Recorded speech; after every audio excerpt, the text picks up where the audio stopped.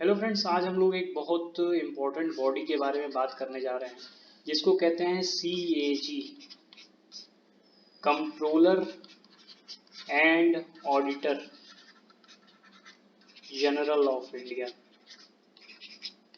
हिंदी में इसको कहते हैं भारत का जो छोड़ देते हैं, नियंत्रक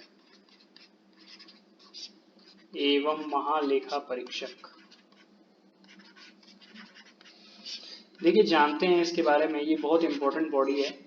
एक तो मैं जनरल ओवरव्यू दे दूं।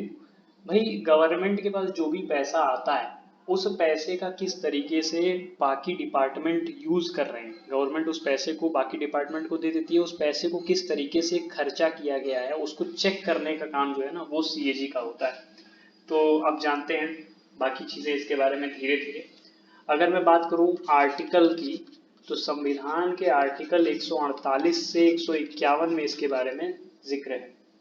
और अगर इसकी बात करते हैं तो खुद में ये एक इंडिपेंडेंट बॉडी है, मतलब किसी पर निर्भर नहीं, अपनी रिपोर्ट खुद बनाएगी, खुद ले जा करके प्रेसिडेंट को सौंपेगी।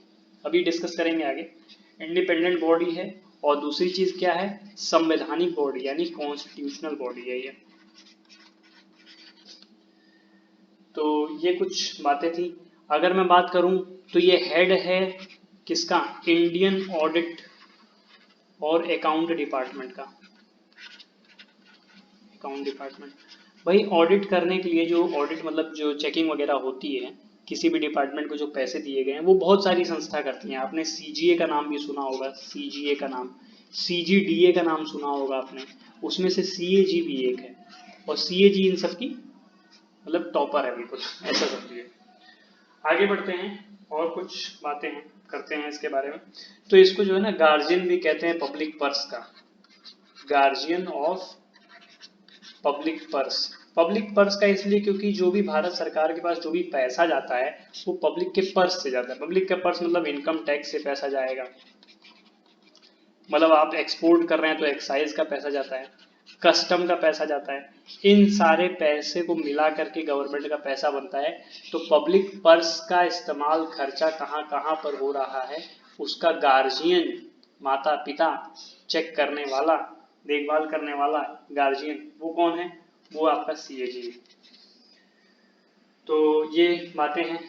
तो ये जो है ना, वो दोनों का खाता रखता है, खाली सेंटर का नहीं रखता, सेंटर और स्टेट का भी रखता है। क्योंकि जो टैक्स डिस्ट्रीब्यूशन मैंने फाइनेंस कमीशन में पढ़ाया था कि टैक्स आपका सेंटर स्टेट दोनों में डिस्ट्रीब्यूट होता है।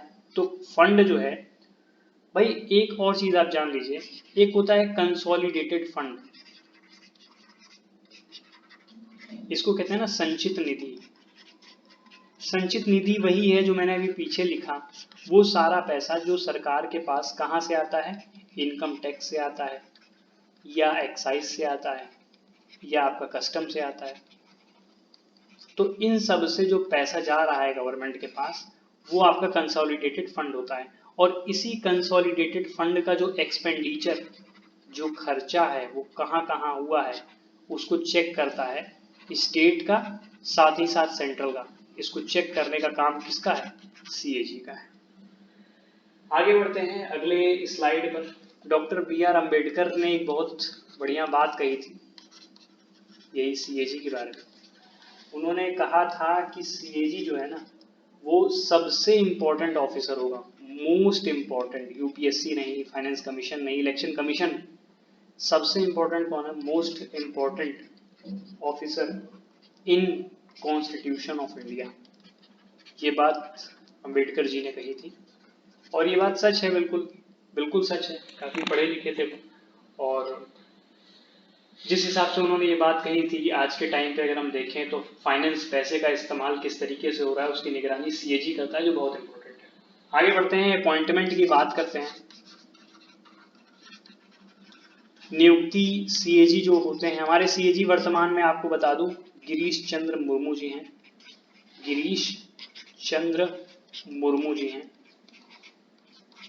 तो खैर, इनका अपॉइंटमेंट जो है ना, वो प्रेसिडेंट द्वारा किया जाता है, प्रेसिडेंट द्वारा किया जाता है, लेकिन रिकमेंडेशन जो है वो आपके वो देते हैं प्रधानमंत्री जी।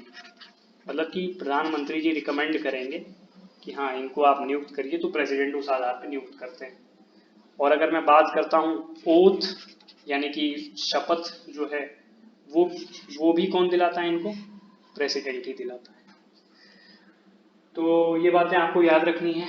अगर मैं बात करता हूँ टर्म ऑफिस का काम कब तक ये कर सकते हैं, या टेन्योर की मैं बात करता हूँ, तो बिल्कुल वही सीन जैसा आपने अब बाकी चेयरमैन में देखा, या तो 6 साल या 65 की ये उम्र, दोनों में से कोई भी। अच्छा एक चीज ये है कि अगर ये रिटायर एक बार हो गए, रिटायरमेंट के बाद कहीं और नहीं जा सकते, मतलब कोई और जॉब में ये नहीं जा सकते। हालांकि जब मैं फाइनेंस कमीशन पढ़ाया था तो मैंने बताया था कि फाइनेंस कमीशन में ऐसा सीन कुछ ना कुछ बन जाता है कि। खैर आगे बढ़ते हैं। अगर रिमूवल की बात करते हैं, इनको हटाना है, तो हटाने का काम भी इनको प्रेसिडेंट ही करता है। और प्रेसिडेंट करता है सबसे पहले और आधार क्या है, किस आधार पे करेगा? मिसबिहेवियर। तो भाई सबसे लिख के रख लीजिए कि ये बहुत इंपॉर्टेंट है हटाने के लिए कोई भी गवर्नमेंट एम्प्लॉय को, मिसबिहेवियर या फिर इम्पीचमेंट। इम्पीचमेंट का मैंने तरीका बताया था कि 2/3 बहुमत अगर लोकसभा और राज्यसभा में मिल जाता है किसी व्यक्ति को हटाने के लिए, तो उसको हटा दिया जाता है। आगे बात करते हैं सैलरी और जो भी इनको सुविधाएं दी जाती हैं। तो भाई सुविधाएं जो भी इनको दी जाती हैं वो किस फंड यानी किस निधि से दी जाती हैं? तो कंसोलिडेटेड फंड से दी जाती है। तो कंसोलिडेटेड फंड अभी मैंने बताया क्या होता है, संचित निधि जो आप कहते हैं। तो उसी से इनको सैलरी भी बनेगी, पेंशन, जो भी इनकी सुविधाएं हैं वो सारी कंसोलिडेटेड फंड पे दी जाएगी। बात करते हैं फंक्शंस की, बात करते हैं। तो भाई फंक्शंस में तो सबसे पहला काम है ऑडिट करना। ऑडिट मतलब कि जा करके जांच करना कि हमारा पैसा जो है सरकार का वो किस तरीके से यूटिलाइज किया जा रहा है। तो ये दोनों स्तर पर जांच करते हैं, यूनियन मतलब केंद्र स्तर पर भी करेंगे और स्टेट स्तर पर भी करेंगे। तो ये बातें हैं, ऑडिट करते हैं किसका? एक्सपेंडिचर यानी खर्च का। तो ये बात थी। आगे बढ़ते हैं। अच्छा ऑडिट करने के बाद जो है ना, ऑडिट के बाद जो रिपोर्ट ये लोग देते हैं, वो रिपोर्ट जो है वो प्रेसिडेंट को देते हैं। ये भी इनका काम है, प्रेसिडेंट को। तो मतलब ऑडिट करेंगे, उसके बाद जो भी रिपोर्ट होगी वो किसको देंगे? प्रेसिडेंट को दे देंगे।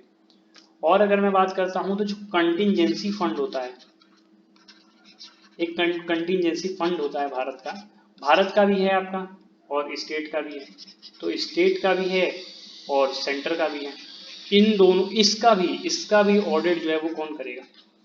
कौन सा पॉइंट था दूसरा? तो ये तीसरा पॉइंट हो गया। इसका भी ऑडिट जो है वो कौन करेगा? सीएजी करता है। तो ये सारी चीजें हैं। अच्छा जब इन लोगों ने रिपोर्ट सबमिट कर दी, मतलब सीएजी ने अपनी रिपोर्ट दे दी प्रेसिडेंट को, और प्रेसिडेंट जो है ना वो अपनी रिपोर्ट पार्लियामेंट को देता है, और पार्लियामेंट जो है वो अपनी रिपोर्ट देता है पीएसी को। अभी मैं पीएसी बताऊंगा ये पीएसी क्या है। वो पीएसी पुलिस वाला पीएसी नहीं है, दूसरा पीएसी है। अभी मैं बताता हूँ कि ये क्या होता है। और पीएसी जो है वो अपनी रिपोर्ट देता है स्पीकर को, किसके? लोकसभा के जो भी स्पीकर होंगे उनको देता है। तो ये सारी चीजें हैं। आगे बढ़ते हैं। कुछ बातें पीएसी के बारे में भी जान लेना हम लोगों के लिए जरूरी है। अच्छा अगर यही चीज, ये तो खैर उसका था सेंटर का था। अगर स्टेट में अगर बात करता हूँ तो स्टेट में जो है वो सीएजी जो अपनी रिपोर्ट देगा वो पीएसी को देगा, सॉरी गवर्नर को देगा।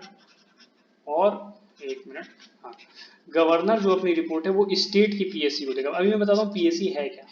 स्टेट पीएससी को देगा, और स्टेट पीएससी क्या करेगी? इसको लेजिस्लेचर, स्टेट लेजिस्लेचर को सामने रखेगी। स्टेट लेजिस्लेचर मतलब वही आपकी विधानसभा। तो ये सारी चीजें थी। खैर अब अगर मैं बात करता हूँ फर्स्ट, पहले पीएसी डिस्कस कर लेते हैं क्या होता है। पीएसी जो है इसका फुल फॉर्म होता है पब्लिक अकाउंट कमेटी। तो पब्लिक अकाउंट कमेटी जो होता है इसका फुल फॉर्म होता है। और ये जो है ना, ये सबसे पहली बार इसका, अगर मैं बात करता हूँ कि सबसे पहली बार कब इस्टेब्लिश की गई थी, तो सबसे पहली बार ये 1921 में इस्टेब्लिश की गई थी। उस समय एक एक्ट आया था, गवर्नमेंट ऑफ इंडिया एक्ट। भाई भारत आज़ाद हुआ नहीं था, 1919 का गवर्नमेंट ऑफ इंडिया एक्ट, उस समय ये चीज़ आई थी और ये चीज़ थी। और दूसरी बात ये है कि ये पीएसी जो होता है वो हर साल एवरी ईयर बनती है।